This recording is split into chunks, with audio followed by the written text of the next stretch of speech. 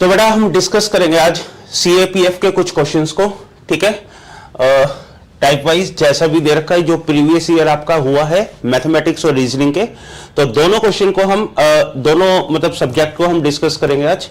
तो आपका first question है, यहां से चीजों को समझ के करेंगे तो अच्छा रहेगा। क्वेश्चन कह रहा है आपका the sum of the ages of two A and B is 22। मतलब किसी भी दो पर्सन का एजेस का सम दिया हुआ है, और सम क्या है सर आपके पास, यानी दो एजेस है, ए की और बी की, और दोनों का सम बेटा कितना है, 22 है। क्लियर है, दोनों का सम कितना है, 22 है। इसके बाद जो आपको क्वेश्चन की लाइन है, प्रोडक्ट ऑफ देयर एजेस, यानी 2 साल पहले का प्रोडक्ट। इसका मतलब जो ए की एज है वो भी 2 साल पहले, जाहिर सी बात है कि बी की एज भी 2 साल पहले की निकालेंगे हम, क्योंकि अगर 2 साल बैक की बात कर रहे हैं तो दोनों की एज जो है वो 2 साल कम हो जाएगी। तो बेटा 2 साल पहले इनका जो प्रोडक्ट था एजेस का वो कितना है, 77। इसका मतलब सेकंड जो आपके पास स्टेटमेंट है, दोनों में 2 साल कम करेंगे और दोनों का प्रोडक्ट कितना दे रखा है सर आपके पास, 77। क्लियर है बेटा, ठीक है। तो आपको यह पूछा है, क्या पूछा है सर इसने, which one of the following is the value of difference of their current ages. तो आपको यह बताना है कि इन दोनों की एजेस का डिफरेंस क्या है। मतलब एक इक्वेशन आपके पास सम दे रखा है और एक इक्वेशन आपके पास प्रोडक्ट है, और आपको बताना है इन दोनों का क्या है, डिफरेंस क्या होगा एजेस का। तो बेटा अगर यहां छोटी सी हम कैलकुलेशन करें यहां पे, तो आपको पता है a माइनस बी और b माइनस सी को सॉल्व कैसे करते हैं। तो a इंटू बी, दोनों को मल्टीप्लाई करेंगे 2, और बेटा यहां से ये दोनों कॉमन आ जाएंगे, a प्लस बी। डायरेक्टली लिख किया है मैंने, जैसे आपको पता होना चाहिए, माइनस का 2b और माइनस का 2a, -2 कॉमन आ जाएगा, a प्लस बी इन दोनों का सम आ जाएगा, ठीक है। और 2 कितने हो गए बेटा, 4 हो गए, बराबर 77। तो आपको बस ये देखना है, इसको सॉल्व करके यहां से एक इक्वेशन आएगा जो ए बी की मान को रिप्रेजेंट करेगा। -2 a प्लस बी कितना है आपके पास, 22 है बेटा, ये आ गया आपके पास 22, और प्लस में 4 बराबर कितना हो गया, 77, ठीक है। तो ए बी का जो यहां से एग्जैक्ट मान आएगा वो कितना आएगा, 77, ये हो गया 44। तो बेटा 77 प्लस वहां जाएगा 44, और माइनस का क्या होगा, 4। तो यहां से हम ए और बी का वैल्यू फाइंड कर लेंगे, और आपकी जो वैल्यू आएगी 40 जोड़ देना बेटा, 117, ठीक है। तो आपको ज्यादा सोल्व करने की जरूरत नहीं है, छोटा सा अगर कंसेप्ट बनाओ ना, अगर मैथमेटिक्स को सीखना है तो बेटा नंबर्स को समझना पड़ेगा। आपको ऐसी वैल्यू देखनी है जिनका एडिशन 22 हो। देखो ये हम बचपन में करते थे, और जिनका एडिशन तो 22 बने और जिनका मल्टीप्लीकेशन क्या बने आपका, 117। तो बेटा 117 तो आपने पढ़ा हुआ है, 39 जा 117 है ना, 13 निमा 117। यानी ऐसी दो एजेस क्या हो गई आपके पास, जिनका सम तो 22 हो और मल्टीप्लीकेशन 117 हो। तो बेटा वैसे तो फैक्टर्स बनते हैं 1, देन 9, देन आपका 3 भी फैक्टर बनेगा और 13 भी बनेगा, 117 भी। लेकिन आपको एक ये भी कंडीशन सेटिस्फाई करनी है कि दोनों का सम कितना होना चाहिए, 22। तो बेटा फैक्टर हो गए आपके पास 13 एंड 9, और दोनों का डिफरेंस कितना होगा बेटा, 4। आपसे डिफरेंस पूछा गया था, तो दोनों का डिफरेंस कितना है, 4 है। तो ये इस सवाल का क्या होगा, उत्तर होगा। चलिए अगले क्वेश्चन पे बात करते हैं। बढ़िया सवाल है, चीजों को समझेंगे फिर वेरीफाई करेंगे, फिर काम करेंगे कैसे करना है आपको। सर आपको यहां पे दिया है क्वेश्चन नंबर 92 में, ठीक है, कि एक दुकानदार क्या है, 2 आइटम को ए और बी, एक दुकानदार 2 आइटम को बेचता है, एक है ए एक है बी आपका। तो सर इसने बोला है बी का जो कॉस्ट प्राइस है वो दुगना है किससे, ए के कॉस्ट प्राइस से। तो बेटा हम बेसिकली ये मान सकते हैं कि अगर कॉस्ट प्राइस किसी का ए का मान लो x है, तो बी का क्या हो गया, 2x हो गया, है ना, अभी तक। बाकी हम बीच में जो आगे क्वेश्चन है उसके साथ हम अपनी अप्रोच अलग करेंगे, पर हम जो ये आपकी स्टेटमेंट है, इतने से क्या पता चला कि सर जो बी का कॉस्ट प्राइस है वो दुगना है ए के कॉस्ट प्राइस से। अगर ए का कॉस्ट प्राइस 100 रुपए है तो बी का कितना हो गया, 200 रुपए। चलिए बेटा दुकानदार बेचता है ए को 10% के प्रॉफिट पे। मतलब सर दुकानदार ने 2 आइटम बेचे ए और बी, ठीक है, यहां पे ए को जो बेचता है वो 10% के प्रॉफिट पे बेचता है। बेटा देखो, पूरा मैथमेटिक्स 3 चीजों पे बेस करता है, परसेंटेज, फ्रैक्शन, रेशो। ठीक है, अगर इन चीजों का मतलब पता है तो बढ़िया बात है। 10% प्रॉफिट का मतलब हो गया, 10% की वैल्यू आपको पता होनी चाहिए। 10% का मान कितना होता है? 1/10। नहीं पता तो बेटा परसेंटेज को हटा के 1 इंटू मल्टीप्लाई करते हैं 1/100 से, 0 से 0 कट गया, 1/10 हो गया। तो इसका मतलब अगर आपका कॉस्ट प्राइस पहले हम एज्यूम कर लिया 10 रुपए है, तो आपको 1 रुपए का प्रॉफिट हुआ, तो सेलिंग प्राइस कितना आ गया आपके पास? 11 रुपए। सेलिंग प्राइस क्या है? 11 रुपए। ठीक है, तो वहीं अगर बी की बात करें तो बेटा बी में हमने क्या सीखा? बी में सीखा कि बी के आइटम को इसने 20% के प्रॉफिट पे बेचा, तो जो बी का आइटम है तो बेटा 20% प्रॉफिट पे बेचा। 20% का मतलब हो गया बेटा 1/5। इसका मतलब अगर यहां पे कॉस्ट प्राइस कितना है? 5 रुपए है, तो बेटा 1 रुपए का प्रॉफिट लगा के सेलिंग प्राइस हो गया 6 रुपए। कोई दिक्कत नहीं है, पर हमें अपनी कंडीशन को सेटिस्फाई भी करना है। ठीक है, इसलिए क्या बोला है कि सर जो कॉस्ट प्राइस ए का है ना, जैसे यहां पे कॉस्ट प्राइस कितना है? 10 है, तो वो ए का जो कॉस्ट प्राइस है और जो बी का कॉस्ट प्राइस है वो डबल होना चाहिए। तो डबल के लिए अगर हमने लेट किया है कि ए का जो कॉस्ट प्राइस है वो 10 रुपए है, तो इसका मतलब बी का कितना होना चाहिए? सर बी का कॉस्ट प्राइस 20 रुपए होना चाहिए। तो बेटा 5 का मान 20 बना दिया हमने। कैसे बनाया? गुणा में 4 कर दिया, गुणा में 4 कर दिया। कोई दिक्कत, कोई इशू? कोई दिक्कत नहीं है सर। ठीक है, सिमिलरली अगर 5 को 20 बनाया तो बेटा 6 को कितना बना देंगे? 6 इंटू 4 24 बना देंगे। 6 को 24, क्योंकि वैल्यू पे हमारे सेम काम करना चाहिए। तो टोटल कॉस्ट प्राइस आपके पास जो टोटल सीपी बना, टोटल सीपी वो कितना बना सर आपके पास? 30 रुपए। 30 रुपए, 20 और 10 30। और सेलिंग प्राइस कितने बने सर आपके पास? सेलिंग प्राइस कितना बना सर? 24 और 11। टोटल सेलिंग प्राइस कितना हुआ? टोटल सेलिंग प्राइस 24 और 11 35 रुपए। क्लियर है? तो सर 30 रुपए की चीज खरीदी, 35 रुपए में बेच दी, इसका मतलब आपको क्या हो गया? प्रॉफिट हो गया। तो नेट प्रॉफिट आपको बताना है। तो नेट प्रॉफिट कितने का हो गया सर? 5 रुपए का। किस पे? हमेशा प्रॉफिट हो या लॉस हो किस पे निकलता है सर? निकलता है वो आपका कॉस्ट प्राइस पे। तो 5/30, 5/30 का मतलब है 1/6। और बेटा 1/6 का फ्रैक्शन वैल्यू क्या होता है? 16.66। ठीक है, हालांकि ऐसे भी कर सकते थे 5/30 गुणा में 100 कर दो, सॉल्यूशन सॉल्व करोगे तो ये आ जाएगा। बट थोड़ी सी चीज है ना, हमें फ्रैक्शन में पता होनी चाहिए कि किसका क्या फ्रैक्शन है, वो सबसे इंपॉर्टेंट बात होनी चाहिए आपकी। ठीक है, आगे चलते हैं, क्वेश्चन नेक्स्ट पे करते हैं काम। देखो, प्रोबेबिलिटी से ये आया हुआ क्वेश्चन है, प्रोबेब से। ठीक है सर, एक क्वाइन है जो टॉस किया गया 3 बार, 3 टाइम्स। टाइम्स का कहने का मतलब है किसी भी सिक्के को अगर आप एक बार उछालते हो तो या तो आपका हेड आता है या फिर आपका टेल आता है। यही है सर, एक बार उछालेंगे तो सबको पता है या हेड आएगा या टेल आएगा। सर उसी क्वाइन को अगर 2 बार उछालते हैं तो आपकी कॉम्बिनेशन बनना शुरू हो जाते हैं।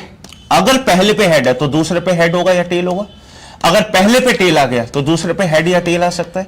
तो बेटा टोटल कॉम्बिनेशन कितने बने? 4 बने। अब इसी कॉइन को इसने क्या करा? 3 बार उछाला, तो बेटा हम इसके भी कॉम्बिनेशन बनाएंगे। हेड होगा टेल, हेड होगा टेल, हेड होगा टेल, हेड होगा टेल। तो बेटा ऐसे ऐसे हम चीजों को 4 बार उछालेंगे, देन हम अगेन करेंगे। तो टोटल कॉम्बिनेशन आपके पास कितने बनेंगे सर? टोटल बनेंगे 8। हम ऐसे ना निकाल के एक चीज सीखते हैं, ये हमने बचपन में सीखा था। बचपन में क्या सीखा था सर?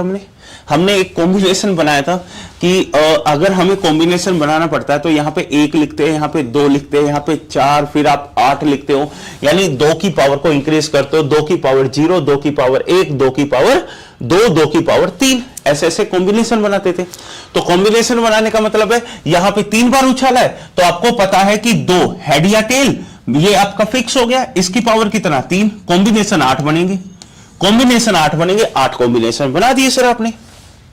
4 आपके हेड और 4 आपके टेल। ऐसे ही करते थे ना बचपन में, लेकिन हम डायरेक्टली अब करेंगे तो आपको पता है कि 2 की पावर 3 यानी टोटल कॉम्बिनेशन हमारे पास 8 बनते हैं, और ये कॉम्बिनेशन बनते हैं 2 बार, तो 2 बार हेड 2 बार टेल। यही करते थे सर आप बचपन में, ठीक है। और 1 बार हेड टेल, 1 बार हेड टेल, 1 बार हेड टेल, 1 बार हेड टेल, यही करते थे। तो बेटा एक बात देखो, हम इतना ना करके हम ये सोचें, आपसे जो क्वेश्चन है वो पूछा क्या गया है। आपसे ये पूछा गया है प्रोबेबिलिटी क्या होगी एग्जैक्टली 2 हेड की। प्रोबेबिलिटी क्या होगी एग्जैक्टली 2 हेड की। तो बेटा 2 हेड की प्रोबेबिलिटी, 2 हेड होने ही चाहिए, तो बेटा 1 टेल होगा। अगर 2 हेड चाहिए तो बेटा 1 टेल होगा। अगर 2 हेड चाहिए तो बेटा 1 टेल होगा। मैक्सिमम ये 3 ही बन सकते हैं। कितना? 3। तो प्रोबेबिलिटी एग्जैक्टली 2 हेड की कितना होगा? टोटल कॉम्बिनेशन आपके पास 8 है। यहां भी आप चेक करोगे तो देख लो, 2 head 1 tail, sir 2 head 1 tail और 2 हेड 1 टेल, बस यही तो होगा, 3 ही कॉम्बिनेशन बनते। तो बेटा जो आंसर होगा आपका फेवरेबल अपॉन टोटल, तो आंसर क्या होगा सर आपका 3/8। ये आपका इस क्वेश्चन का आंसर होगा। चलिए आगे मूव करते हैं। हां, ये अच्छा सवाल है बेटा। प्राइस कंजप्शन और एक्सपेंडिचर पे बहुत तगड़ा सवाल बनता है। आपको यह पता होना चाहिए एक छोटा सा कंसेप्ट, कि जितना भी प्राइस है, प्राइस हमेशा इनवर्सली प्रोपोर्शन रहता है किसके? कंजम्पशन के। ये तो जाहिर सी बात है सर। प्राइस, किसी भी प्रोडक्ट का अगर प्राइस बढ़ता है तो बेटा हम उसका कंजप्शन कम करना लग जाते हैं। अगर प्राइस कम होगा तो कंजप्शन ज्यादा होगा, यानी इनवर्सली प्रोपोर्शन है। तो बेटा यहां पे ये बोला गया कि पेट्रोल का प्राइस क्या कर दिया? हाइक हो गया, यानी बढ़ गया। कितना बढ़ा सर? कितना बढ़ा? 12% बढ़ गया। 12% बढ़ गया, यानी 100 रुपए था पहले, 100 में 12 बढ़ गया, यानी 112 बढ़ गया आपका सर। इसका मतलब आपको ये कॉम्बिनेशन पता होना चाहिए। आपका अगर प्राइस इंटू कंजप्शन करता है तो आपका क्या निकलता है? एक्सपेंडिचर आता है, ठीक है। तो बेटा एक्सपेंडिचर को चेंज नहीं करना, ये तो बहुत ही बेहतरीन यानी सबसे सिंपल सवाल होता है। वरना सवाल तो ऐसा भी आता है कि प्राइस को बढ़ा दिया, एक्सपेंडिचर को कम या बढ़ा दिया, तो उसके हिसाब से कंजप्शन पे क्या फर्क पड़ा। तो हम मिक्सर एंड एलिगेशन से भी कर सकते हैं, हम अपने इस बेसिक थ्योरम से भी कर सकते हैं, कैसे भी कर सकते हैं। फिलहाल इसने कहा है एक्सपेंडिचर सेम है। तो बेटा अगर प्राइस का जो रेशो बनता है, यानी पहले 100 रुपए था, अब प्राइस कितना हो गया? 112। भाई यही तो हुआ। अब अगर ये आपका ओल्ड था, ये न्यू बन गया, ये ओल्ड था, ये न्यू बन गया, तो बेटा कंजप्शन का रेशो कितना हो जाएगा? अगर हम कंजप्शन आपका इनवर्सली प्रोपोर्शन होता है, ये 112 बनेगा, ये 100 बनेगा बस। तो बेटा आपको ये बताना है कि कंजप्शन कितना डिक्रीज करने हैं। तो डिक्रीज कितना होगा सर? दोनों का डिफरेंस कितना है? 12। किस पे निकालेंगे सर? डिक्रीज करना है तो 112 पे निकाल दो, बस छोटा सा काम करना है। कितना परसेंटेज आएगा? सॉल्व करके आंसर बता सकते हो। तो अब सॉल्यूशन कैलकुलेशन आपके ऊपर है सर। 4 तिया 12, 4 दूनी 8, 4 8 32, 4 सत्ते, 4 से कट गया बेटा 25, 25 सत्ते कितना हो गया? या आप डायरेक्ट भी कर सकते हो। अब अच्छा एक्यूरेट पॉइंट में लाना है, तो बेटा पॉइंट में लाने के लिए 25 से 75, 75 को 7 से भाग कर दो, तो बेटा 10 से जाएगा 70, 70 50, 50 का पता 7 7 49, 10 पॉइंट कुछ आएगा। तो बेटा आपका आंसर क्या होगा? 10.7%। क्लियर है? चीजों को है ना, हार्ड नहीं होती है चीजें, अच्छा बनाना पड़ता है। नंबर के साथ खेलोगे तो बहुत अच्छा लगेगा। नंबर्स आपको पता होना चाहिए। जैसे कई बार कहीं पे 3 1 आ जाए तो आपको पता होना चाहिए ये मल्टीपल किसका है, कब आता है। 37 into 3, 37 is a prime number, और 3 1, क्योंकि कई बार यहां से एक बेहतरीन क्वेश्चन बनता है डिविजिबिलिटी पे। आपने देखा होगा क्वेश्चन पूछने का तरीका अलग होगा, लाइक एबीसी और एबीसी डिविजिबल होगा किस किस से होगा। तो बेटा यहीं से वो कंसेप्ट भी निकल के आता है। तो इन चीजों को कैसे करेंगे, आपको जब तक नंबर की जानकारी नहीं होगी अच्छे से तो थोड़ा सा इश्यू आएगा। चलिए आगे चलते, हम तो अपना काम करें। आइए सर, ट्रेन से एक बेहतरीन सवाल की बने यहां पे 89, क्वेश्चन नंबर 89 आया होगा ट्रेन से। ट्रेन क्या कह रहा है सर? ट्रेन चली, किस स्पीड से चली है सर? 60 किलोमीटर, यानी ट्रेन की स्पीड दे रखी है, ट्रेन की स्पीड है 60 किलोमीटर पर आवर। अच्छा सवाल को देख लो, पहले सवाल मीटर और सेकंड में है, मीटर में पूछा गया है तो चेंज कर दो सर, इतना सोचना नहीं है। तो 60 को चेंज करेंगे 5 × 18, ये तो पता होगा बेसिकली, किलोमीटर और आवर को चेंज करने मीटर पर सेकंड बनाने के लिए। तो बेटा ये किससे कट गया, 6 से कट गया, 6 से कट गया 10, तो बेटा 50/3 क्या आ गया, मीटर पर सेकंड। ठीक है, हमने सोल्व पहले ही कर लिया, कोई दिक्कत नहीं है। तो क्रॉस करती है प्लेटफॉर्म को 20 सेकंड में, प्लेटफॉर्म को क्रॉस करती है। पहली जो कंडीशन है वो बेटा प्लेटफॉर्म की है, प्लेटफॉर्म को क्रॉस करती है, प्लेटफॉर्म को क्रॉस करती है कितने सेकंड में, यानी टाइम दे रखा है आपको किसका, प्लेटफॉर्म को क्रॉस करने का 20 सेकंड। तो बेटा आपको एक कंसेप्ट पता होना चाहिए, क्या पता होना चाहिए कि सर आपको यह पता होना चाहिए स्पीड होता क्या है, या स्पीड या टाइम से बेसिकली निकाल लो। टाइम क्या होता है सर आपका, टाइम होता है डिस्टेंस अपॉन स्पीड। तो डिस्टेंस में आप क्या लोगे यहां पे बेटा, जब आपकी रेल जो है गुजरती है, प्लेटफॉर्म को क्रॉस कर रही है, तो ट्रेन आई तो प्लेटफॉर्म की लेंथ भी आपकी इंक्लूड होगी, क्योंकि ट्रेन जब तक इसको क्रॉस नहीं करेगी आखिरी, तो जब तक तो वो चलेगी ना।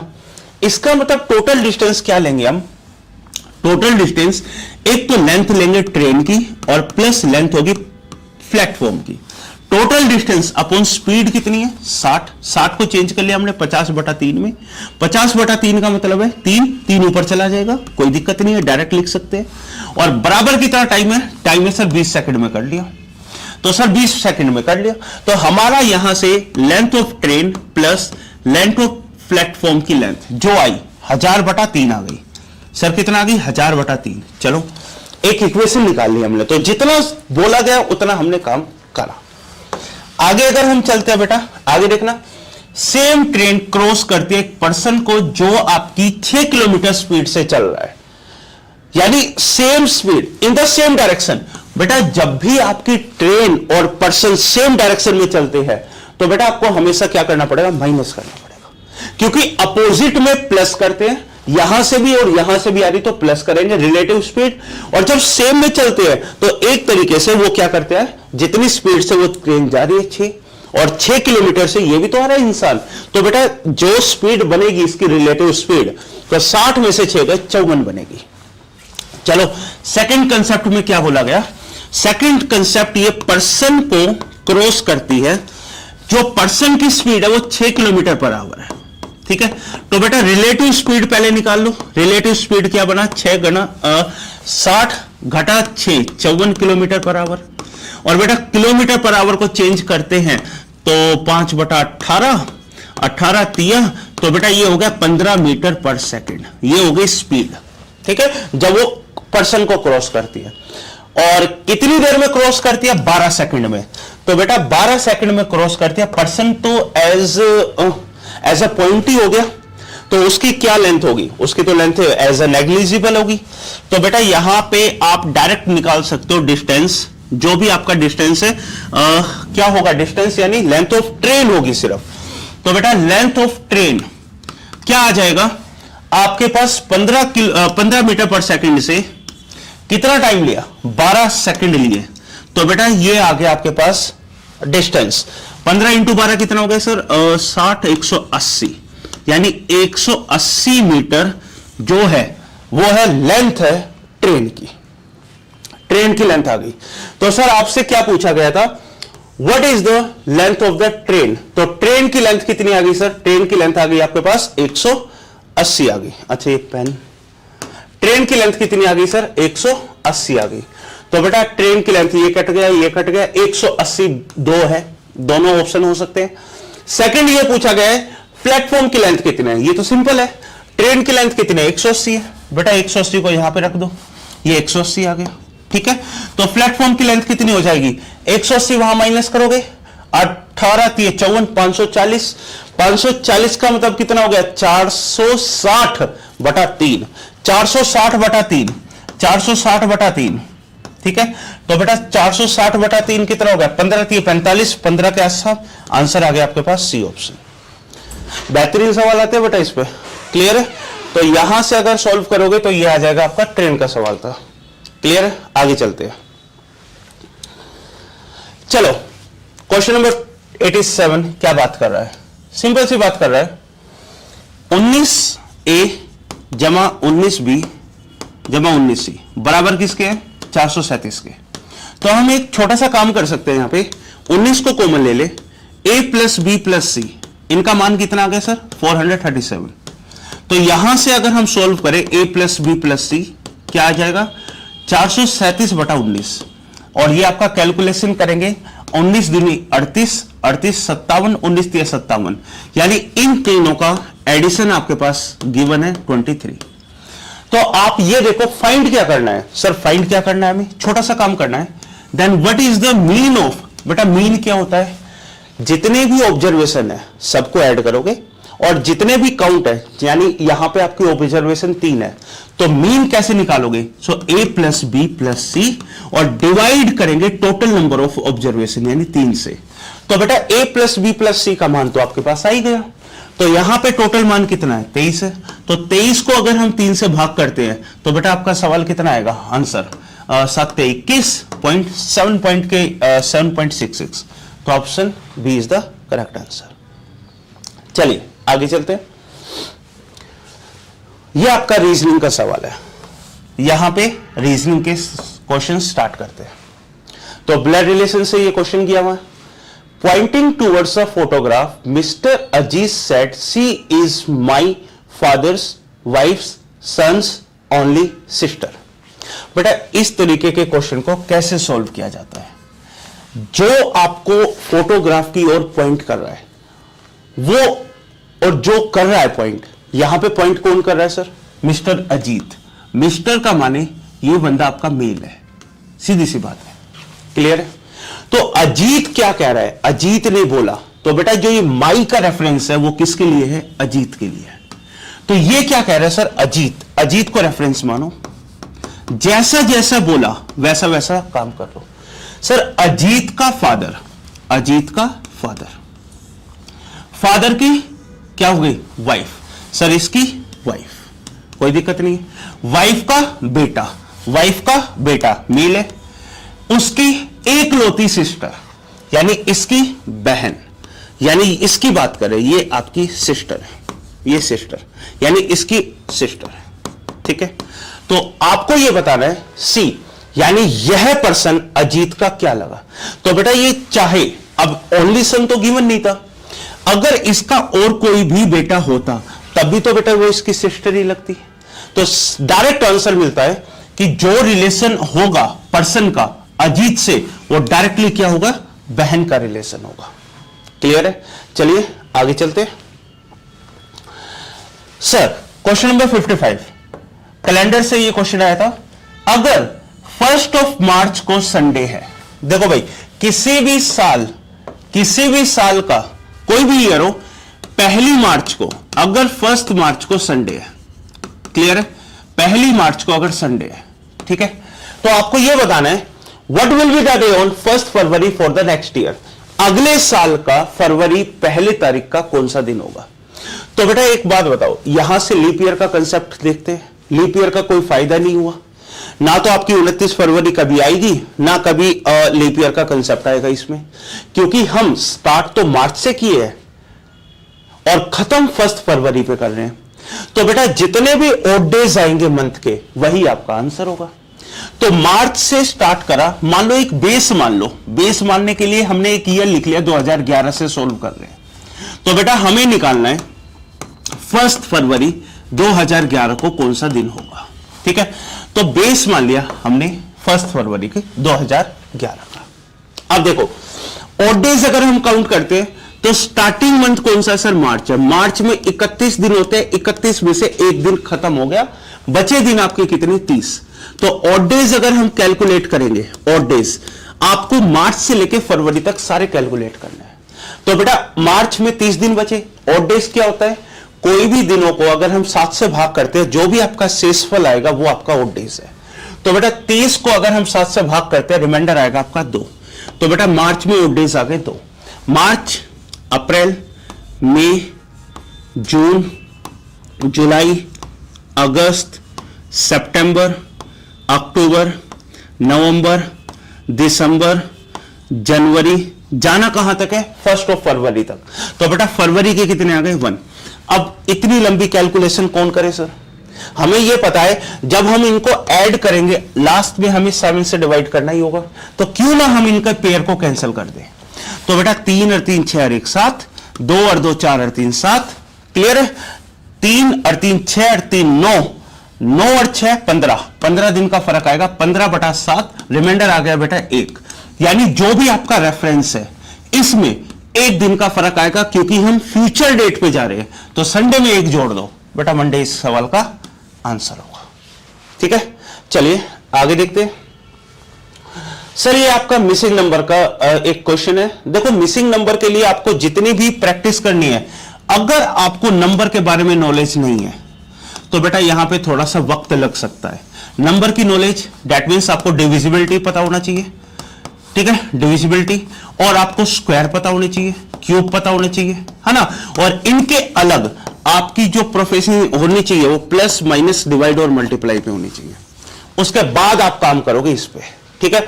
जैसे अगर यहां पे हम चेक करें, यहां पे अगर हम चेक करते हैं तो बेटा देखो एक बार ये एक बेस बना लेते हैं इसको, और चीजों को देखते हैं कि कैसे इन्होंने यहां पे डबल लिखा हुआ है और यहां पे इसका सम ही हो गया। ये तो डायरेक्ट दिख गया हमें।